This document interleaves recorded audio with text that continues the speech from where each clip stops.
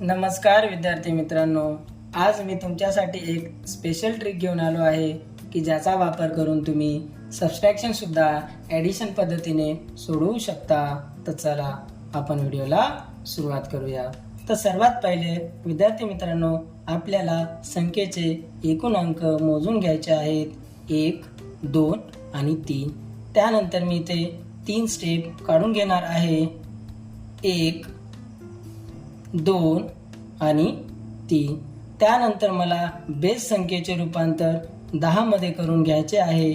मला 8 ला 10 मध्ये रूपांतर करण्यासाठी त्यामध्ये 2 ॲड करावे लागतील आणि त्यानंतर मला 2 + 5 यांचे ॲडिशन करावे लागेल, 7। आणि इथे मी 0 + 7 असे लिहून घेतो।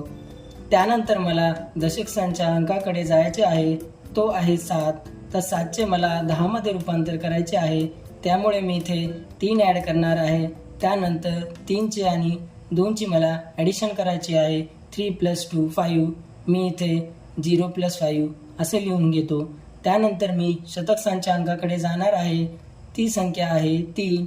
मला 3 ला 10 मध्ये रूपांतर करण्यासाठी त्यामध्ये 7 ॲड करावे लागतील। त्यानंतर मला 7चे आणि 4चे ॲडिशन करावे लागेल, 7 + 4 11। त्यानंतर मला इथे लाईन मारून घ्यायची आहे आणि हा अंक मला जसाच्या तसा इथे लिहायचा आहे।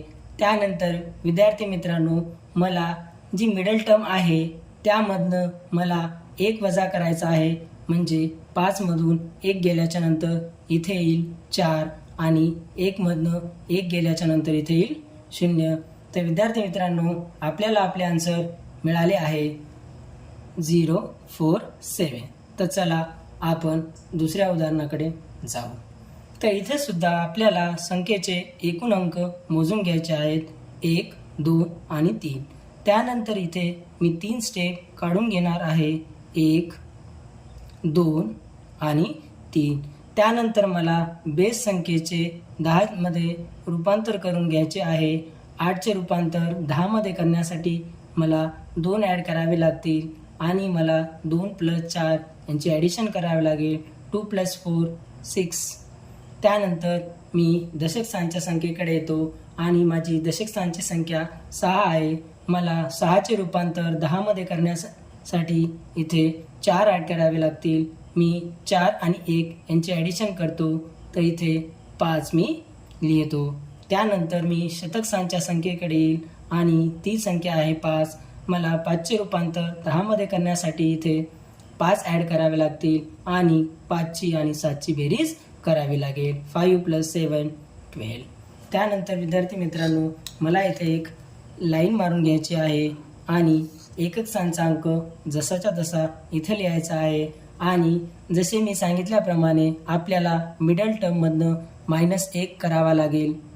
5 - 1 = 4 आणि मला 2 मधनं 1 वजा करावा लागेल, 2 - 1 = 1। तर विद्यार्थी मित्रांनो, आपल्याला आपले उत्तर मिळून जाईल। तर तुम्हाला माझी ट्रिक कशी वाटली मला नक्की सांगा आणि तिसऱ्या प्रश्नाचे उत्तर मला कमेंट बॉक्समध्ये नक्की कळवा। थँक्यू।